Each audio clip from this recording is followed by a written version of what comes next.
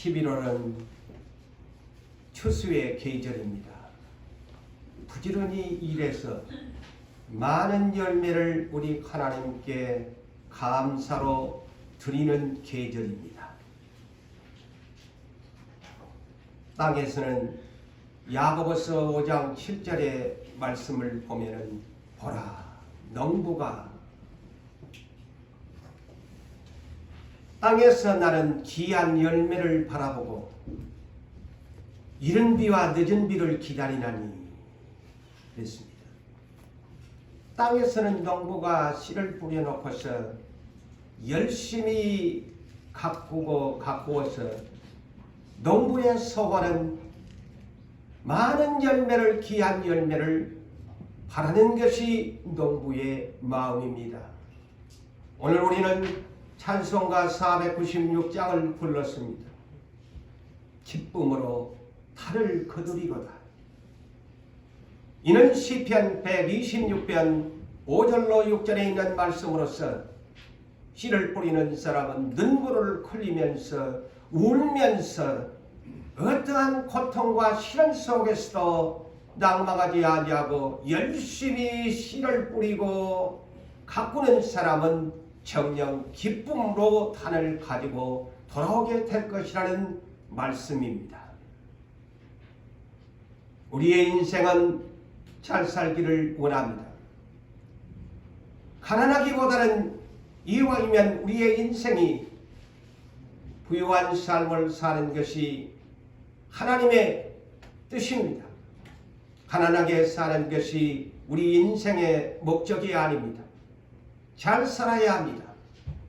모두가 잘 되어야 합니다. 범사가 형통하게 이루어져야 합니다.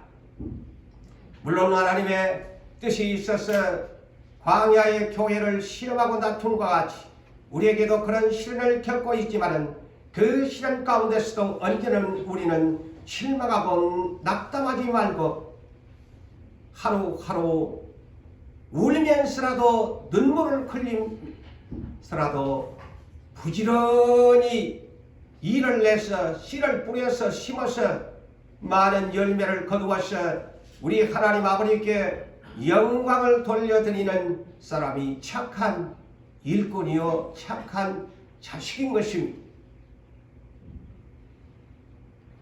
하늘에서는 또한 하나님께서 우리에게 이렇게 바라십니다. 이는 갈라디아서 6장 7절과 8절에 말씀합니다.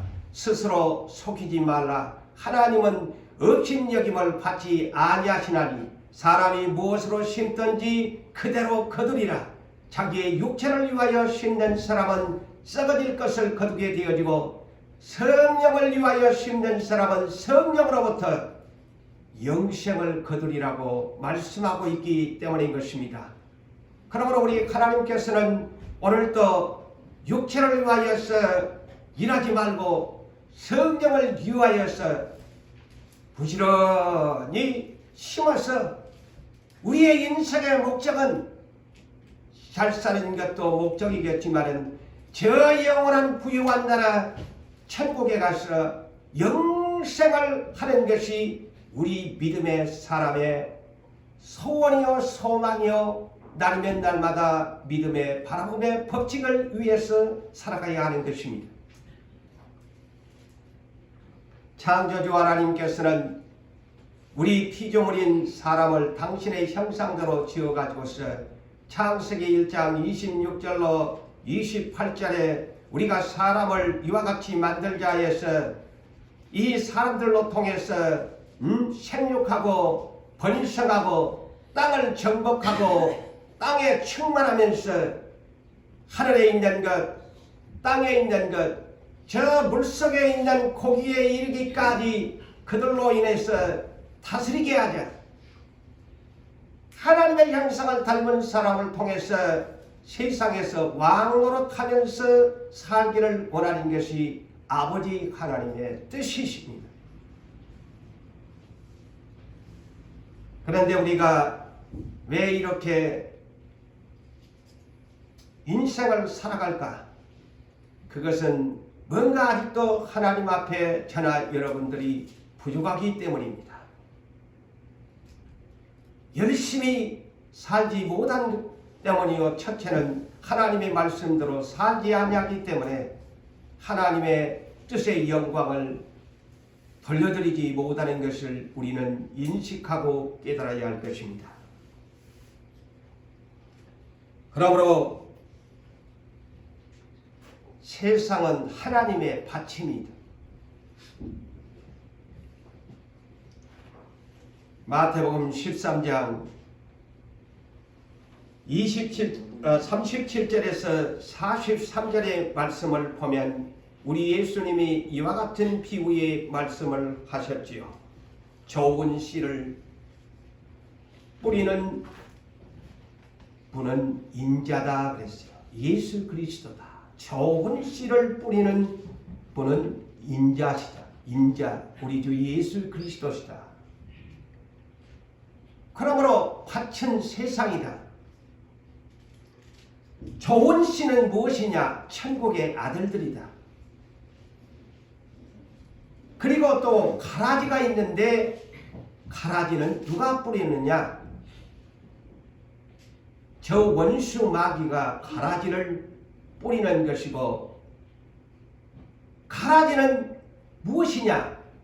마귀의 아들들이다.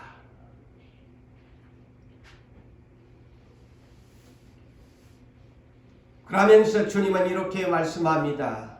이와 같이 인자 되신 우리 주 예수께서 좋은 씨를 세상의 밭에 뿌리셨고, 또한 저 원수 마귀가 가라지, 원수의 마귀의 아들들을 가라지로 세상의 밭에 뿌려놨다.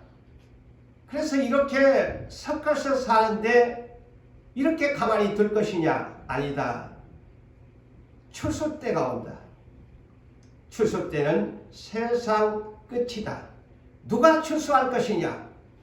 천사들이 와서 알곡과 쭉정이로 분류해서 알곡은 천국에 들여보내고 쭉정이와 가라지는 지옥에다가 넣게 될 것이다. 그런즉 가라지를 거두어서 불의 사름과 같이 세상 끝도 이와 같이 될 것이다. 너희가 저 농부를 보면은 가을철에 봄에 씨를 뿌렸다가 가을이 되면 거두어서 알곡은 곳간에 들이고 쭉정이는 가라지는 거름더미에 들어간다든가 불에 살라버리지 아니하는가? 하나님께서도 이와 같이 예수를 통해서 좋은 씨를 뿌리는 것과 마귀가 악한 씨를 뿌리는 것에 대한 심판의 때가 온다고 예수님은 분명히 말씀하고 계십니다. 그래서 인자 예수께서 와서 그 천사들을 보내어서 천사들이 어떤 사람을 골라내느냐? 모든 넘어지게 하는, 세상 나라에서 모든 넘어지게 하는 마귀의 미혹을 받아가지고서 실족하고 시험에 빠지는 사람들을 거두게 된다. 잘 들으십시오.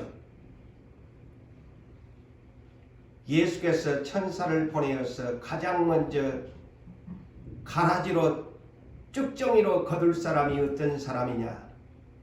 세상 나라에서 모든 넘어지게 하는 마귀의 유혹을 받아서 가라지 같은 쭉정이 같은 것을 먼저 거둔다. 그 다음에 두 번째는 천사들을 통해서 어떤 것을 거두느냐? 불법을 행하는 사람들, 죄를 짓고 살아가는 사람들을 거두어서 유황불 속에 던져 넣으리라. 두 가지의 종류의 사람이에요. 내가 어떤 시련이 와도 넘어지면 안 됩니다. 분명히 예수님이 말씀하잖아요. 세상 나라에서 모든 넘어지게 하는 실족하는 사람들 거두어서. 그래서 내가 때로는 억울하고 정말 튀쳐나가고 싶고 원망하고 싶고 불평하고 싶고, 하나님 내 인생을 어떻게 이렇게 할 수 있습니까? 왜 저런 사람들을 저렇게 놔둡니까? 하고 우리 하나님을 원망할 수 있지만은 하나님 앞에서는 절대 그러시면 아니 됩니다. 내가 믿음이 부족해서 넘어졌고 실족했기 때문에 하나님 앞에서는 좋은 점수를 얻을 수 없습니다. 우리 주님이 세상 끝에는 그런 사람을 가장 먼저 쭉정이로 거둔다고 주님이 말씀합니다. 내가 넘어지고 실족하는 것 내 탓이여. 목사 탓도 하지 마세요. 교회 탓도 하지 마세요. 하나님은 또한 어떤 방법으로든지 욥을 시험함과 같이 그렇게 해서 우리 하나님 보시기에 너는 저울에 달아보니까 하나님 나라에 들어올 자격이 없다. 것 가진 것 가지고 네가 그렇게 슬퍼하고 실족하고 넘어지니? 너 쭉정이밖에 안 되는구나. 저울에 달아보니까 너 신앙에 미달되거나 쭉정이밖에 아니 되는 것입니다. 이 주님의 심판주가 이렇게 성경에 심판을 이렇게 할 것이라고 천사를 보내어서 이렇게 하게 할 것이라고 답안지를 써놨습니다. 그렇다면 우리가 성경을 바르게 알고 예수를 믿어야지 무조건 예수 내 편할 대로 내 아는 상식과 지식으로 예수를 믿으신다고요? 그거는 정답이 아닙니다. 성경대로 믿어야 정답을 아는 사람이요. 수능시험을 아무리 내가 잘 쳤다고 할지라도 그 교과서에 의한 것으로 정답을 써야지 내 자신이 안다고 멋대로 풀어놨다고 해서 그것이 정답이 될 수 없습니다.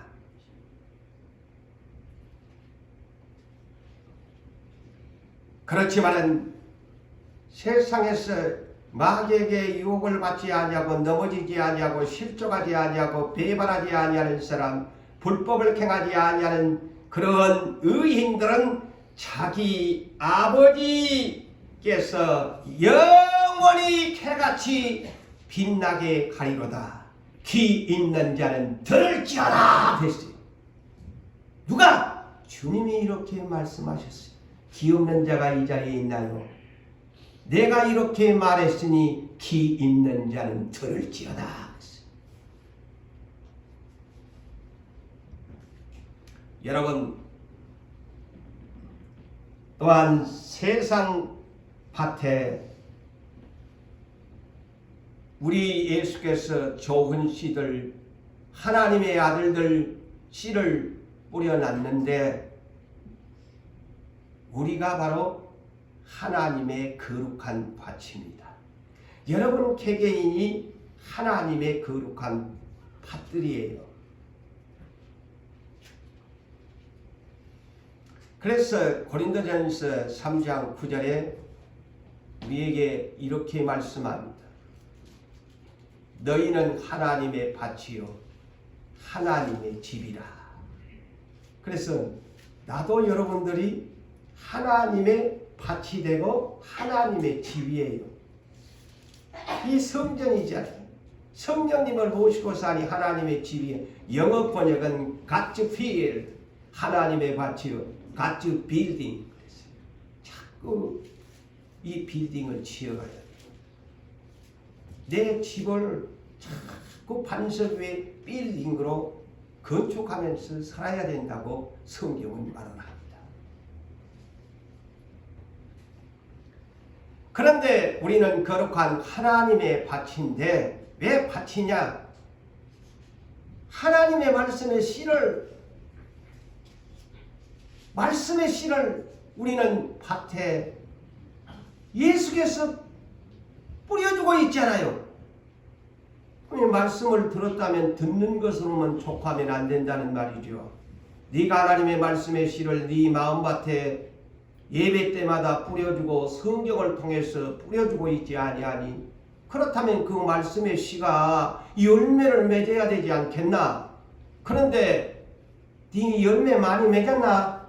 아니면 열매를 맺지 못했나? 라고 주님이 말씀을 합니다. 우리는 거룩한 하나님의 밭인데 이 밭은 두 종류의 밭으로 구분합니다. 첫째는 하나님의 거룩한 육적인 밭이 되고 두째는 거룩한 영적인 밭으로 구분합니다. 그래서 오늘 저를 통해서 오늘 본문의 말씀을 들으시면서 나는 정말 착하고 좁은 밭을 가지고 있나, 아니면 반대로 악한 마음의 밭을 가지고 있는가, 말씀을 들으시면서 성령의 감동을 여러분들이 받으시면서 깨닫는 시간 되기를 주의 이름으로 축원합니다. 아멘. 나는 어떤 밭인가? 그냥 예수 믿는다고 말씀하시지 마시고 우리는 성경에서 가르치는 그러한 신령한 사람의 밭으로 우리는 가꾸어 가야 합니다. 그냥 예수 믿지 말고 성경에서 가르쳐주는 말씀에 의하여 예수를 믿으십시오. 무지하게 내 생각대로 믿지 말고 성경 66권에서 가르쳐주시는 우리 주님이 가르쳐주시는 말씀의 씨를 내 마음밭에 받았다면 내 육적인 밭도 열매를 맺어야 되고 영적인 밭도 열매를 맺어야 돼요. 그러므로 첫째로 육적 하나님의 밭을 잘 가꾸는 착한 일꾼이 되어야 합니다. 하나님은 사람을 창조하시면서 사람은 열심히 일하면서 즐겁게 살아가는 복을 주셨습니다. 이거 이 전도서에 기록되어 있죠. 시간상 줄이지만 하나님께서 우리 인생에게 노동을 주신 것은 복이라고 했습니다. 열심히 일하면서 살아라.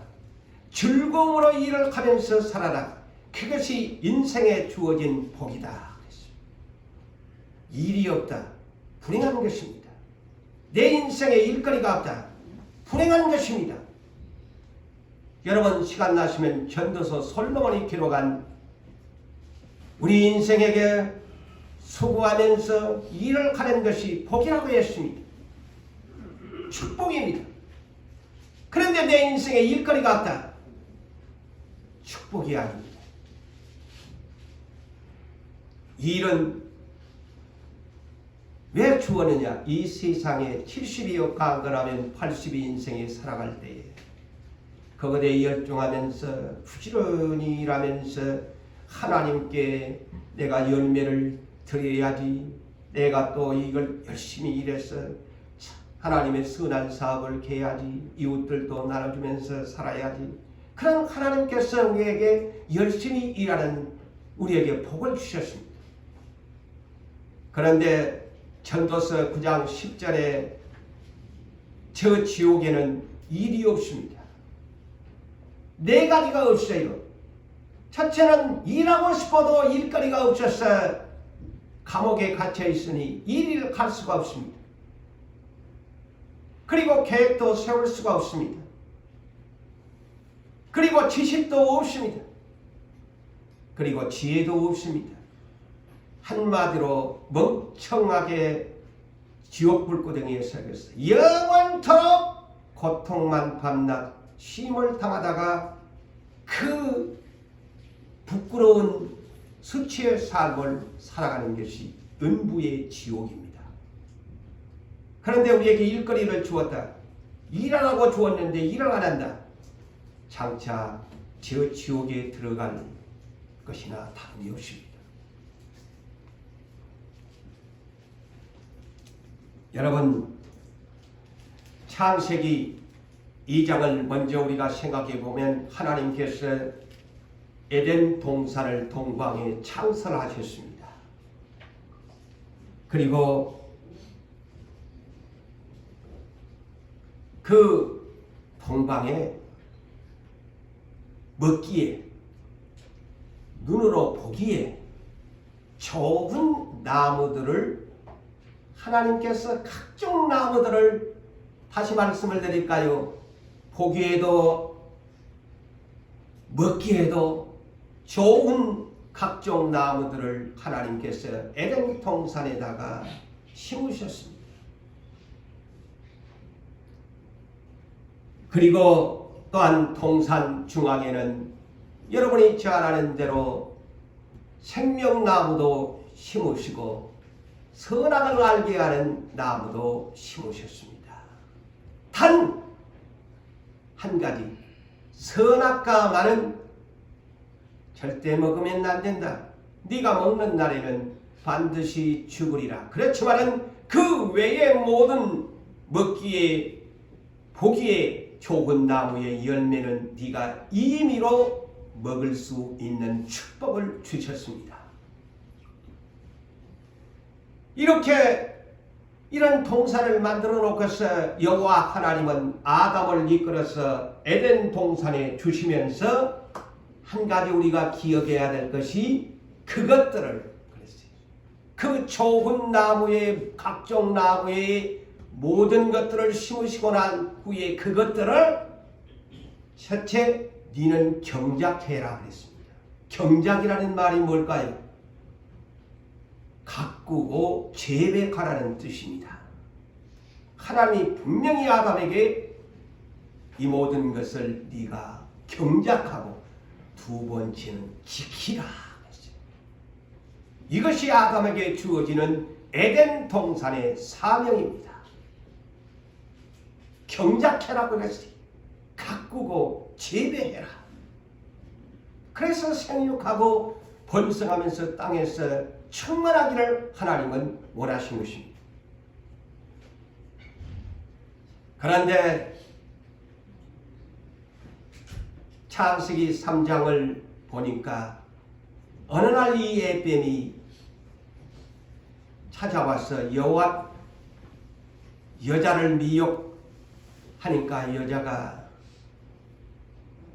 먹음직 보암직 지혜롭게 할 만큼 탐스러운 그 선악과를 먹고 나서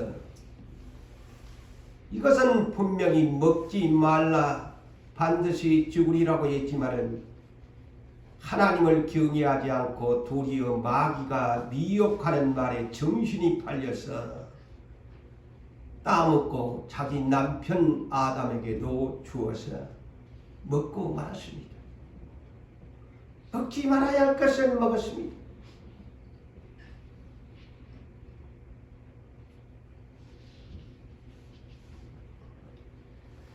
그래서 하나님은 아담을 불러서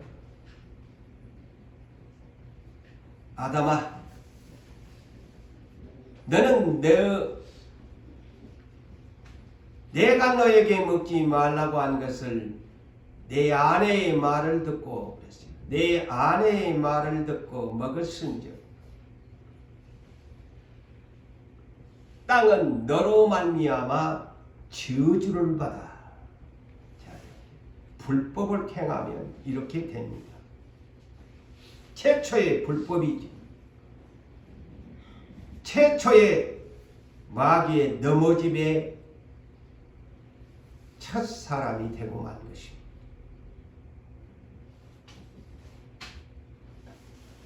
너는 평생에 수고하여야 그 소산을 먹으리라. 땅은 내게 가시덤불과 엉컹이를 내리라. 그때부터 인생에게 땀 흘리고 수고하여야 한 잡초가 나게 만들었습니다. 네?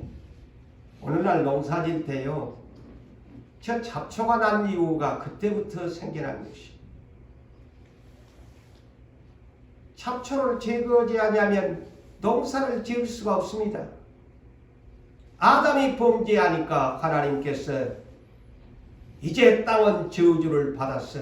네가 평생에 수고해야 한 잡초를 제거해야 된다. 가시덤불과 엉겅퀴가 나오게 될 것이다. 네가 먹을 것은 밭의 채소인즉 네가 흙으로 돌아갈 때까지 너의 얼굴에 땀을 흘려야 먹을 것을 먹으리라. 먹을 것을 먹으리라. 땀을 얼굴에 흘리고 수고하여야만이 네가 먹으리라. 이 말이 뭘까요? 다시 말하면 부지런히 일을 해야만이 네가 살 수 있다. 네가 원래는 통살에 주어진 건 임의적으로 먹을 수 있고 네가 게으르든 말든 네가 땀고 살 수가 있는데 이제는 네가 죄를 지었기 때문에 저 가시던 불렁 검기를 어쩔래? 네가 부지런히 그 잡초를 뽑아내야만이 그곳에 곡식의 씨를 뿌려야만이 네가 살 수 있는 거야. 게으르면 너 안 돼 라는 말입니다.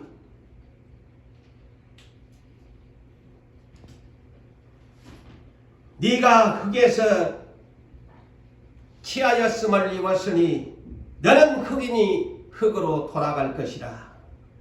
여호와 하나님께서 범죄한 아담 부부를 에덴 동산에서 내어 보내셨다. 쫓아내셨다. 그리고 그러면 어떻게 살라고? 쫓아내셨다고 말씀합니다. 아담 네 근원은 흙이니까 흙으로 너를 지었으니까 너는 땅을 갈아서 먹어야 된다 그랬습니다. 땅을 갈아서 너는 먹어야 된다. 사람은 흙입니다. 아담부터 인류는 누구나 다 그래서 흙으로 돌아갑니다. 사람의 근원은 흙이기 때문입니다. 그래서 흙을 파놓고 살아야 돼. 흙을 부지런히 땅을 파야만이 먹을 것이 나옵니다. 그래서 오늘 본문 잠언서 12장 1절에 뭐라고 합니까? 11절에 자기 토지를 경작하는 자는 보세요. 아담에게 경작하라고 했죠. 가꾸고 씨를 뿌리고 재배하고 일구어야 먹을 것이 많다. 그렇지만은 일하지 아니하고 방탕한 것을 따르는 자는 지혜가 없다. 한마디로 이것은 여러분이 누가복음 15장에 나오는 일하지 않고 아버지의 재산의 분깃을 챙겨가지고 헛된 망상을 꿈을 꾸고서 타국으로 가는 탕자에 비유하는 말씀입니다. 일하지 아니하고 아버지의 재산을 가지고 지 맘대로 방탕한 세월 세상에 가면은 그냥 일하지 아니해도 헛된 것들이 자기 꿈꾸는 그대로 다 자기한테로 올 줄 알았는데 다 잃어버리고 말았어요.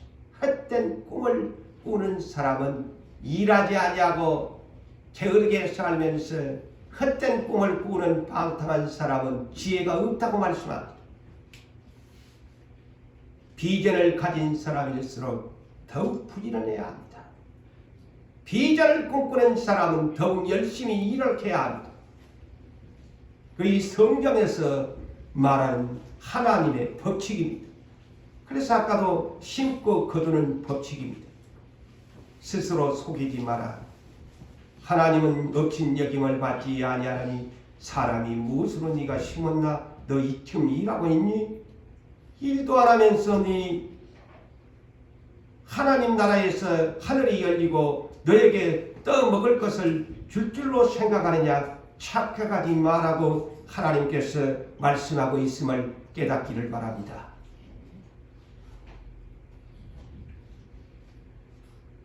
그리고 오늘 본문 잠언서 20장 4절에도 말씀합니다. 게으른 자는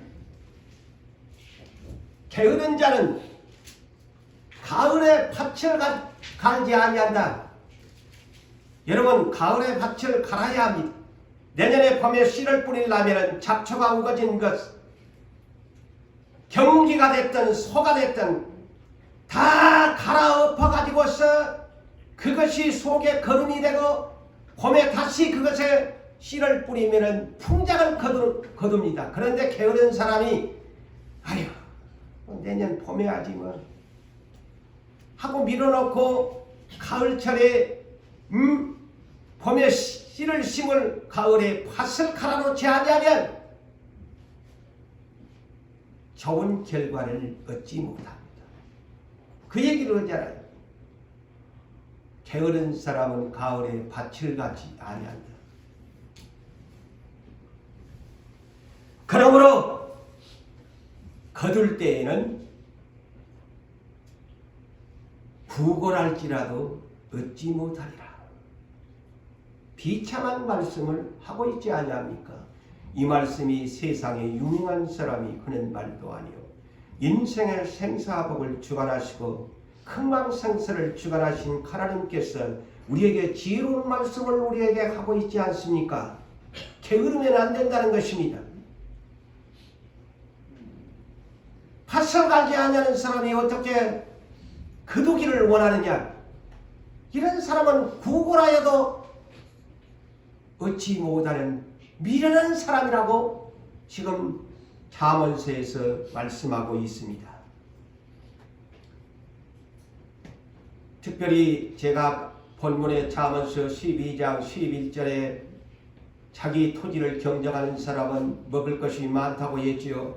이 잠언 12장 24절에도 이렇게 기록되어 있습니다. 부지런한 자의 손은 사람을 다스린대요. 누가 사람을 다스리면서 살아가느냐? 부지런한 사람. 부지런한 사람은 사람을 다스리게 되어도 게으른 자는 불임을 받느니라. 종노릇을 한다고 말씀하잖아요. 게으르면 남의 밑에 종으로 갈 수밖에 없다. 잠언서 12장 또한 27절에 보면 게으른 자는 그 먹이 사냥을 해야 하는데 먹어야 되는데 게으른 사람은 자기가 먹을 양식인 잡을 짐승도 사냥하지 아니한다. 게을러가지고 자기 목구멍으로 들어가야 되는데 당연히 사냥을 해서 먹고 고기도 먹어야 하는데 게으른 사람은 그 잡을 것도 사냥하지 아니한다. 사람의 부귀는 부지런한 것이니라. 부자, 성경은 어떤 사람이 부자 되느냐 가르쳐주잖아요. 부지런한 사람이 부자 된다 그랬습니다. 예? 부지런한 사람이 부자 된대요. 이거 누가 해요? 잠언서는 지혜입니다. 인생의 가장 최고의 하나님이 주시는 지혜서지요. 부자 되기 원하나? 부지런해라. 부자 돼야 남을 다스리고 살지 게으르면 남의 밑에 종살이밖에 안 된다.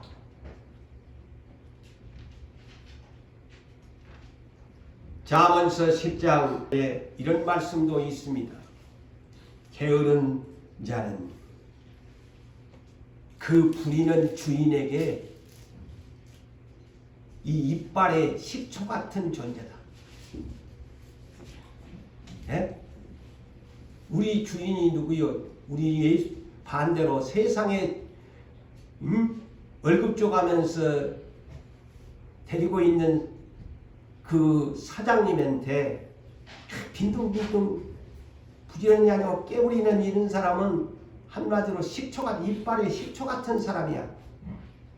반대로 영적으로 우리 예수님이 우리 주인인데 여러분들을 다 불러놨는데 게을러 일을 안 해. 주님한테 일을 안 해. 주님에게는 이빨의 식초 같은 존재고 눈에 먼지 같은 존재다. 이 주인에게는 아무런 유익이 없는 사람이다. 가치가 없는 사람이란 뜻이에요. 얼마나 충격적인 말이에요. 그래서 여러분이 한번 묵상하세요. 내가 이렇게 게을러 빠져가지고 살아가는데 나는 우리 주님에게 이빨의 식초 같은 존재고 눈에 먼지 티끌과 같은 존재라면 얼마나 이 미움받겠어요. 하나님 앞에 유익이 없는 존재야. 그렇지만 잠언서 25장 13절에는 뭐라고 해요? 충성된 사자는 그 보냄을 받는 자에게 있어서 보낸 이에게 추수날에 얼음 냉수같이 주인의 마음을 시원하게 유쾌하게 상쾌하게 해주는 사람이란다. 그래 주인의 마음을 시원하게 상쾌하게 유쾌하게 야 내가 저놈만 보면 내 입이 저절로 벌어져. 근데 내가 저놈만 보면 그냥 이빨에 식초 같고 내 눈에 먼지 같은 존재. 한번 상상해 보세요. 우리 주님에게 미운 털이 된다면 게으른 사람이 그렇다 이 말이에요.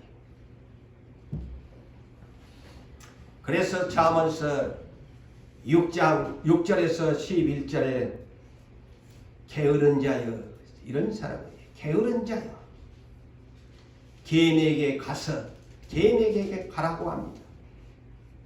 게으른 사람들은 일하지 않는 사람들은 하나님 앞에 오지 말고 개미한테 가라고 합니다. 개미한테 한번 가봐라. 가서 개미가 하는 것을 보고 지혜를 얻으라. 개미는 누가 시키는 사람도 없다. 우리는 하나님이 시키잖아요. 명령하잖아요. 그런데 개미는 두려움도 없다. 통치자도 없다.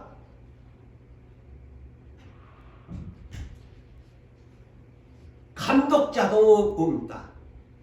그런데 개미는 여름철에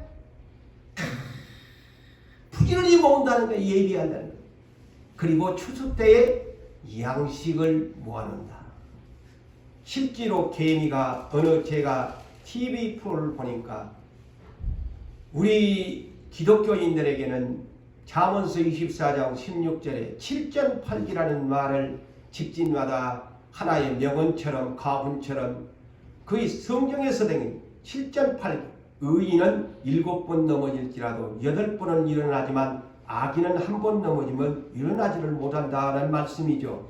그런데 개미는요, 과학적으로 분석해 보니까 개미는 최대한 하나의 먹이를 자기의 굴로 창고로 들여가는데 70번 이상을 도전한다고 합니다. 70번을 도전한다고 합니다. 그러니까 이 성경에서 이런 개미의 정신을 본받으라고 이 잠언서를 기록한 겁니다. 70번 이상을 도전한다요. 그 작은 미물인 곤충인데도 이렇게 부지런히 일한다는 겁니다.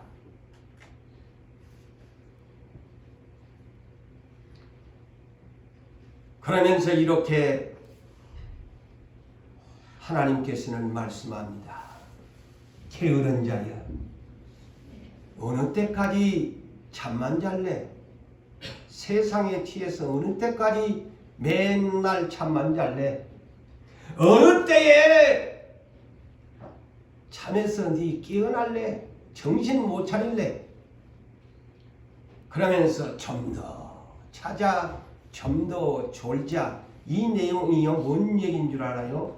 다른 말로 말하면 하루하루를 미룬다는 말입니다. 좀 더 자자. 조금 더 자자.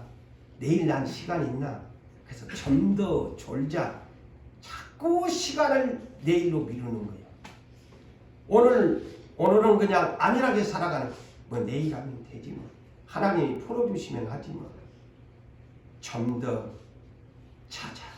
좀 더 졸자. 응?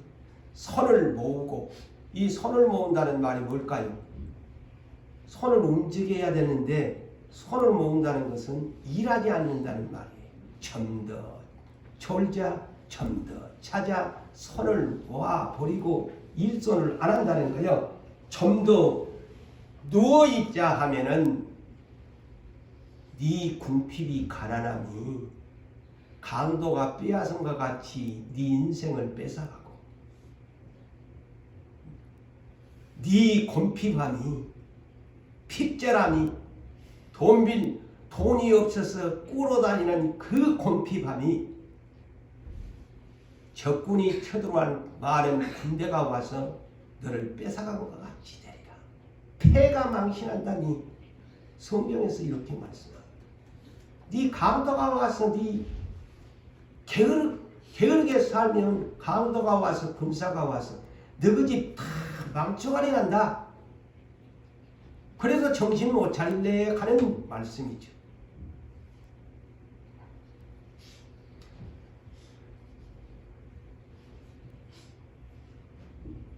어느 날 바울 사도가 소문을 들었습니다.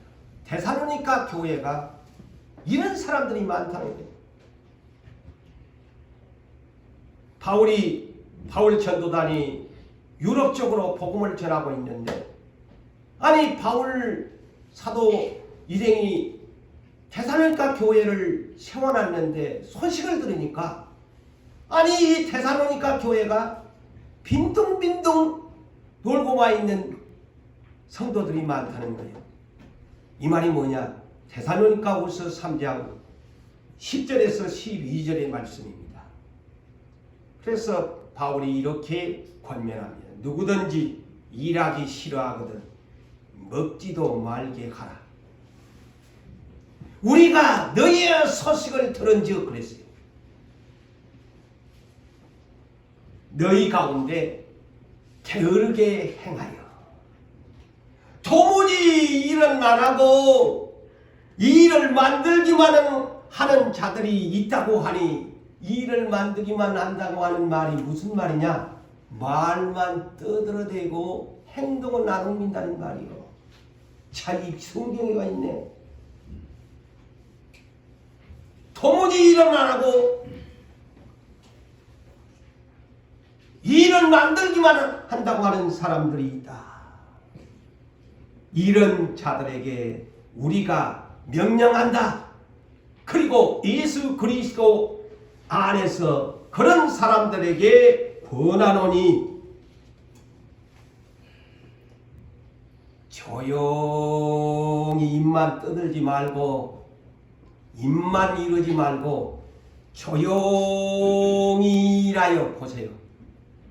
조용히 입만 떠들지 말고 일만 만들지 말고 사건만 만들지 말고 조용히 입 닫고 일하여 자기 양식을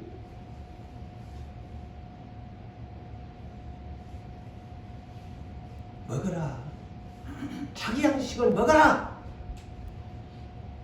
자기가 벌어서 양식 먹어라. 잠언서 21장 5절에 이렇게 말씀합니다. 부지런한 자의 경영은 풍부함에 이를 것이지만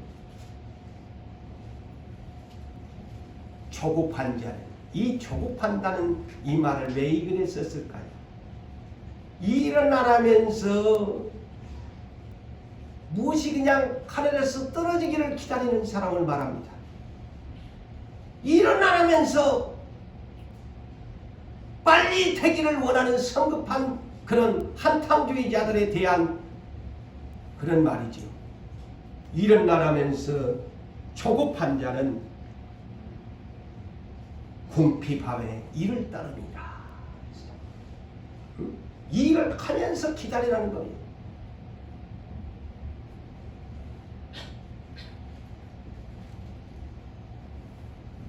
우리 하나님은 땀 흘리고 수고해서 이미 아담 때부터 인생은 누구나 피할 수가 없습니다. 땀 흘리고 얼굴에 땀을 흘리고 수고하면서 가시덤불 엉겅퀴를 제거하면서 재물을 얻으라고 합니다. 열매를 얻으라고 합니다. 우리 하나님의 뜻은 우리가 부지런히 일해서 자기의 소사를 먹고 내가 벌어서 자기 양식을 먹고 또 부지런히 일해서 내 이웃에게 나눠주면서 살기를 하나님은 원하십니다.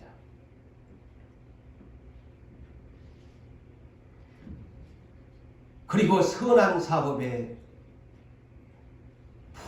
하게 하나님의 영광을 위해서 부지런히 일해가지고 내놓는 삶, 교회를 위해서 사회 복지 사업을 위해서 부지런히 일해가지고 사장님들이 돼가지고 내놓기를 원하는 거예요.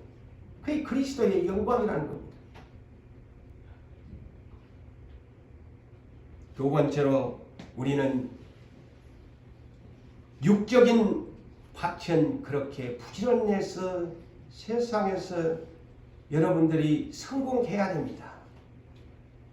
그 다음에 두 번째는 영적 하나님의 밭을 잘 가꾸는 착한 일꾼이 되어야 합니다.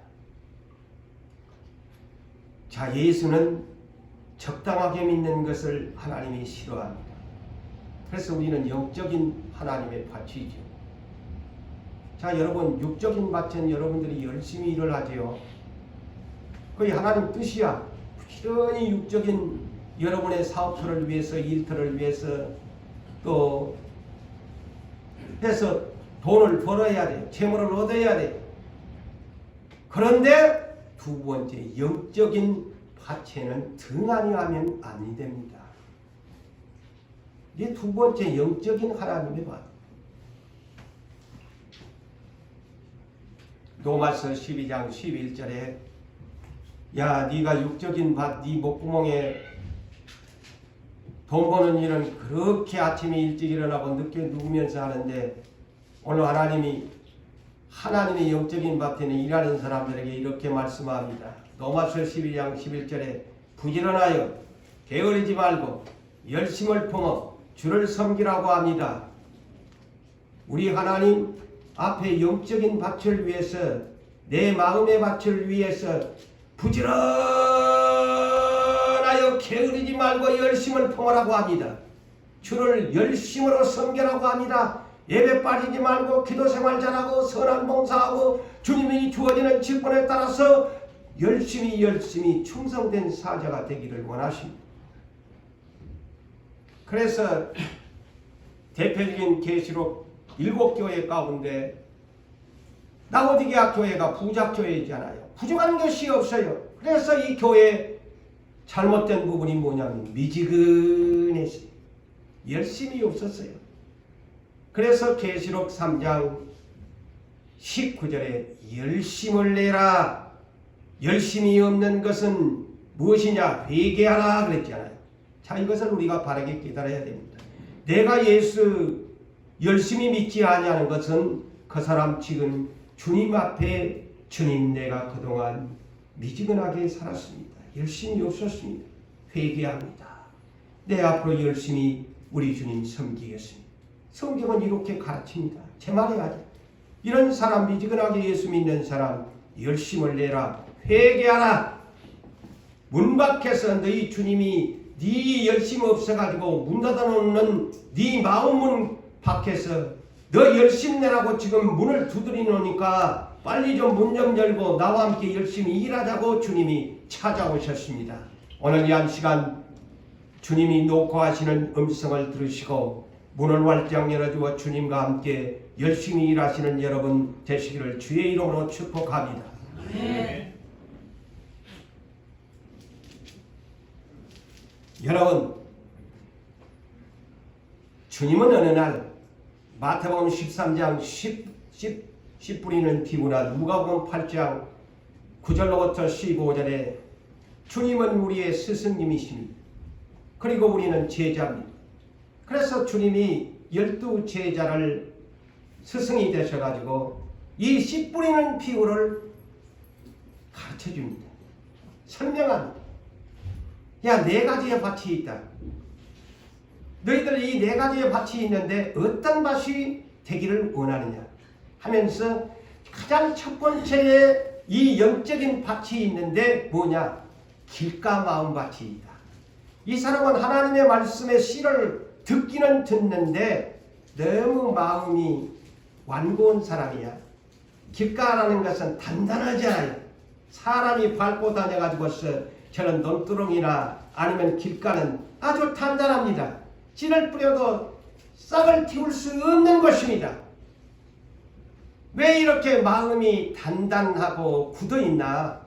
이런 사람에게는 아무리 주옥 같은 하나님의 말씀의 씨를 뿌려주어도 툭툭 튕겨나가서 원망하고 불평하고, 그런 밭에다가, 사람이 다니는 밭에다가 말씀의 씨를 뿌리니까 씨가 툭툭 튀어. 그러니까 이 한 시간도 그런 사람의 마음은요, 말씀이 지금 이 한 시간 고정훈 목사를 통해서 들려줘도 말씀이 톡톡 튑니다. 왜? 마음이 단단해서 받아들이지를 않아요. 그래서 튕겨나가. 말씀이 축 튕겨나가는 것이요. 꽂혀야 되는데, 이런 사람은 영적인 상태가 어떤 것이냐? 주님이 말씀하는 진단한 마귀가 와서 뺏어가기 때문이다. 그렇게 결론합니다.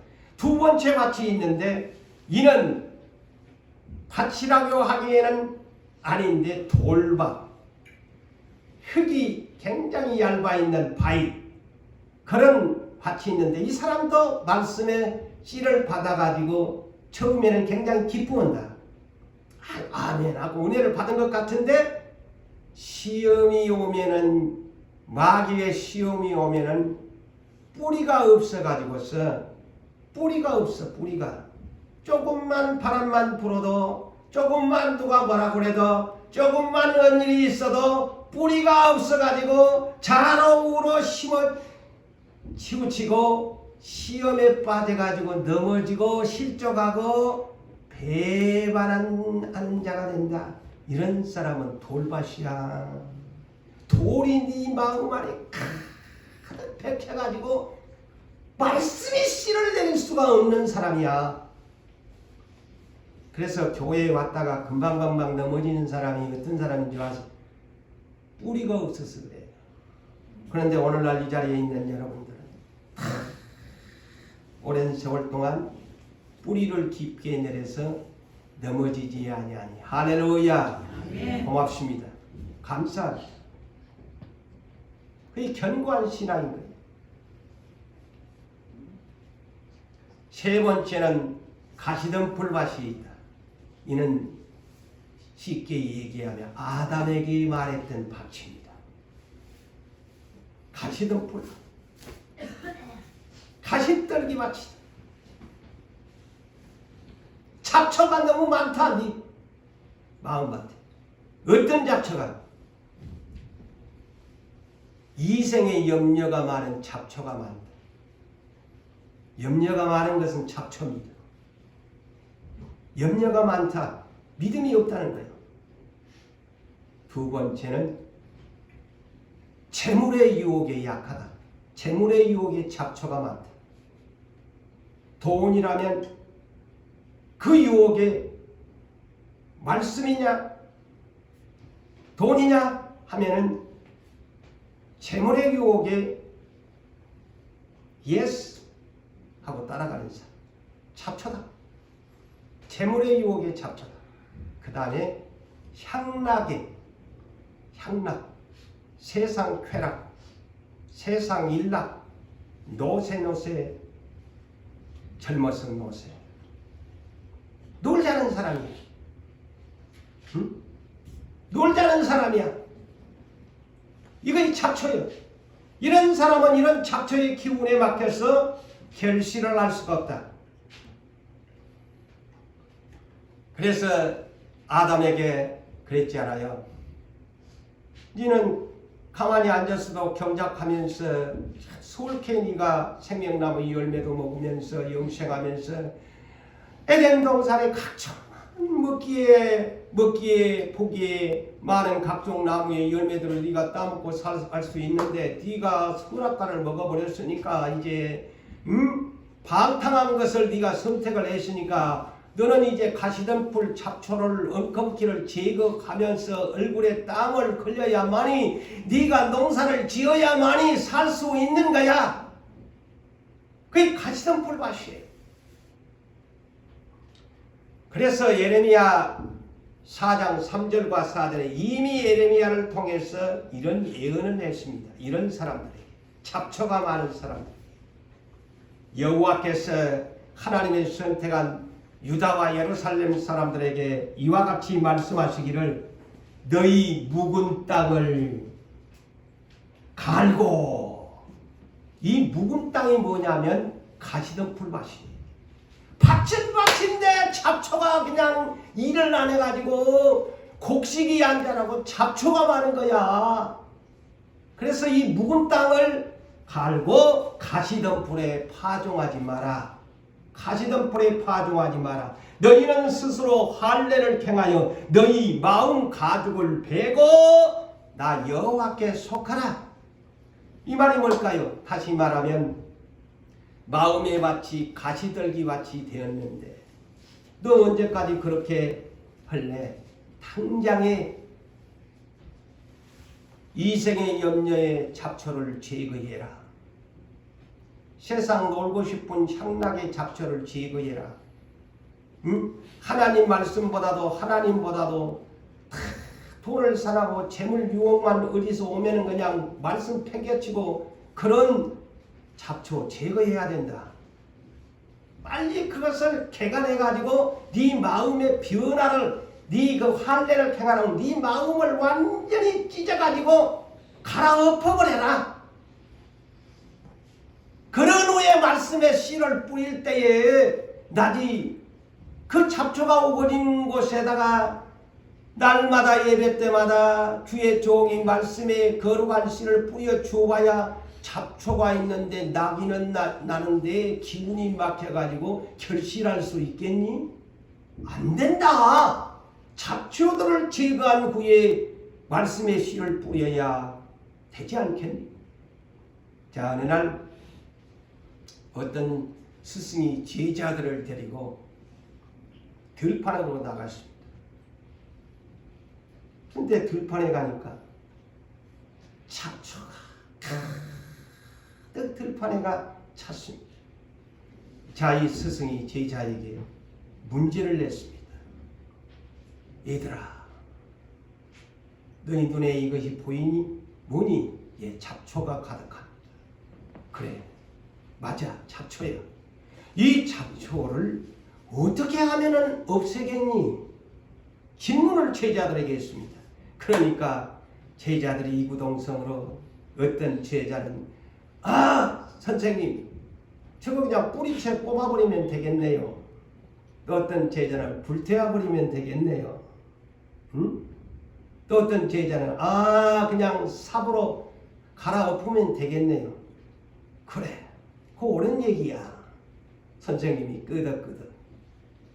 그래, 너희가 그렇게 여러 가지 생각을 했는데, 자, 나는 오늘 너희에게 마지막 과제 테스팅을 너희에게 하겠다.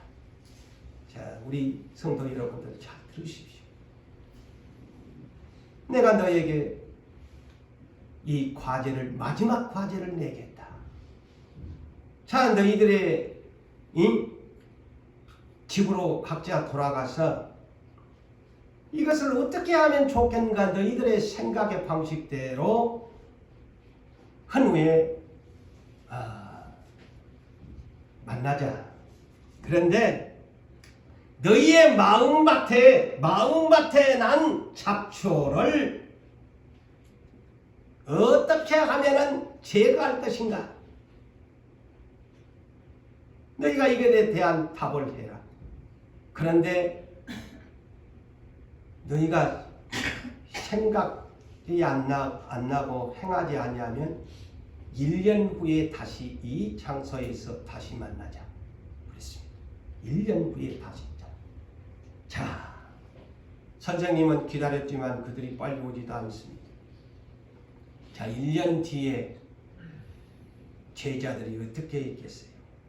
제자들이 자기들의 마음밭에 이 잡초 이거를 제거를 안 하니까 고민만 하다가 1년 후에 다시 그 장소에 와보니까 어떻게 했어요?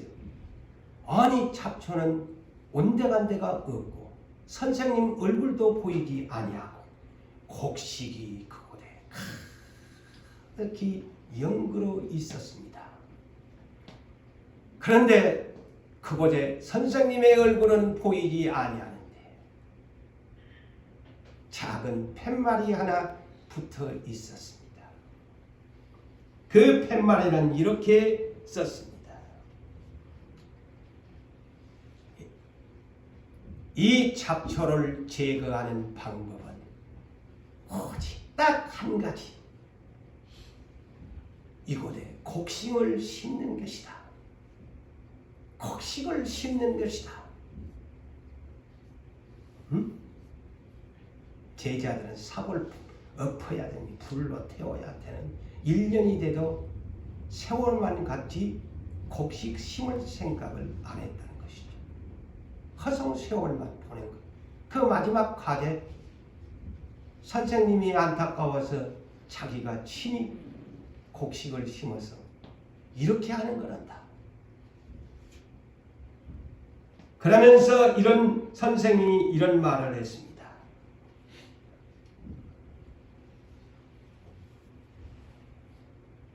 뭐라고 했겠어요? 마음밭에 가득한 잡초를 착한 마음으로 실천할 때에 이렇게 되는 것이다. 착한 마음.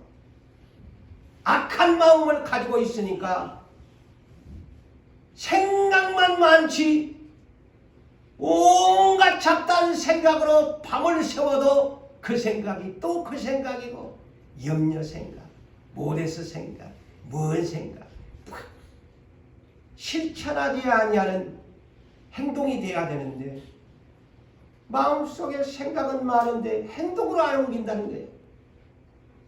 그래서 주님도 이 4가지의 씨 뿌리는 비유를 통해서 우리에게 교훈하는 것이 바로 그겁니다. 네 길가밭을 만들래? 맨날 들어도 내 말이 네 마음에서 톡톡 튕겨나가고 마귀가 뺏어가게 만들고, 돌밭으로 만들래? 가시덤불 밭을 만들래? 내가 너한테 원하는 것은 이 3가지 밭을 원하는 것이 아니고, 4번째, 착하고 좋은 마음의 밭. 첫째는 이런 밭은 들었으면, 둘째는 순종하는, 지키는 것이다. 실천하는 것이다. 그 다음에는 심었으면 인내로 결실하는 것이 4번째 착한 마음이 될 때에 100배, 60배, 30배의 결실을 그 밭에 심는 것이 아니냐. 결론을 짓습니다.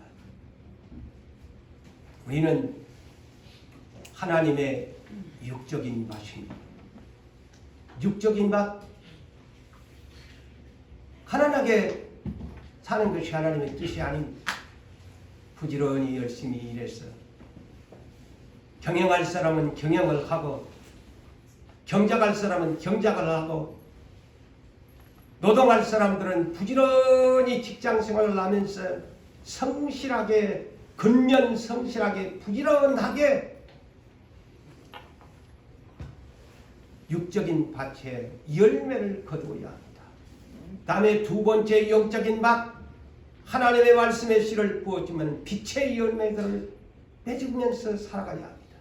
성령의 아름다운 9가지의 열매를 화평하면서 살고, 충성하면서 살고, 온유하면서 살고, 절제하면서 살고, 남에게 도와주는 양선하면서 살고, 화평하면서 사는 아름다운 영적인 열매를 하나님 앞에 드릴 때에 우리 하나님은 이런 분들에게 잘나였도다 충성된 종아, 니는 내 즐거움의 잔치에 참여하리라고 우리에게 축복하시고 우리를 반기 맞아 주실 것입니다.